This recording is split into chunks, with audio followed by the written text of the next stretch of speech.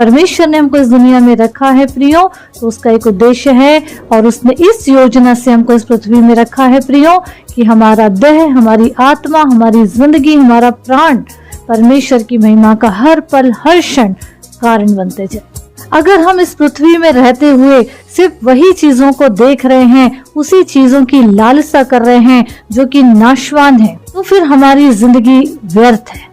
पर परमेश्वर की योजना में अगर हम हैं प्रियो, अपनी योजना को अलग रखकर अगर हम परमेश्वर की योजना में शामिल हो रहे हैं प्रियो, तो ये हमको मान के चलना है कि हम सही ट्रैक पे हैं और हमारा जीवन जबकि परमेश्वर ने इसी योजना से रखे हैं, क्योंकि परमेश्वर का वचन जो है वो क्या कहता है, आइए हम वचन में से देखें। पहला थिस्सलुनीकियों उसका 5 अध्याय और उसका 23 पद अगर हम पढ़ेंगे तो उसमें क्या लिखा है, शांति का परमेश्वर आप ही तुम्हें पूरी रीति से पवित्र करे और तुम्हारी आत्मा और प्राण और देह हमारे प्रभु यीशु मसीह के आने तक पूरे पूरे निर्दोष और सुरक्षित रहे। तो आज हमको ये समझना है कि परमेश्वर ने ये देह, ये आत्मा, ये प्राण अगर हमको दिए हैं तो उसका क्या यूज हो रहा है। इतना सुंदर जीवन प्रभु ने दिया है, तो इसको हम हमेशा ऐसे ही बनाए रखें आत्मिकता के माध्यम से। शरीर की बातों को किनारे रखकर आत्मिक धुन में बढ़ना है प्रभु का धन्यवाद हो, ये जीवन हमें दिए हैं और हर पल हम उसकी महिमा और बड़ाई और हर्ष का कारण बनते जाएं। तो क्या हम बन रहे हैं? कभी हमने ये सोचा है? तो आज हम परखें अपने जीवन को कि जिंदगी को परमेश्वर ने जबकि संसार में रखा है तो हम उसका कैसे यूज कर रहे हैं। संसार में रहते हुए इस संसार की बुद्धि, इस संसार का ज्ञान और ये सारी समझ को हमको एक किनारे रखना है और उन बातों के ऊपर मनन करना है जो हमें वचन कहता है। वचन क्या कहता है, वचन से हम देखेंगे, नीति वचन में देखेंगे, उसमें बुद्धि, ज्ञान, समझ, सारी बातों का जिक्र है।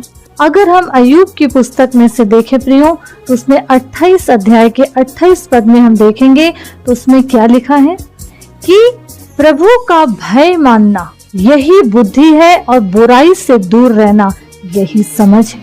इसका मतलब क्या हुआ कि अगर हम परमेश्वर के भय में हैं तो हम कोई गलत काम नहीं करेंगे, क्योंकि बुद्धि है वो।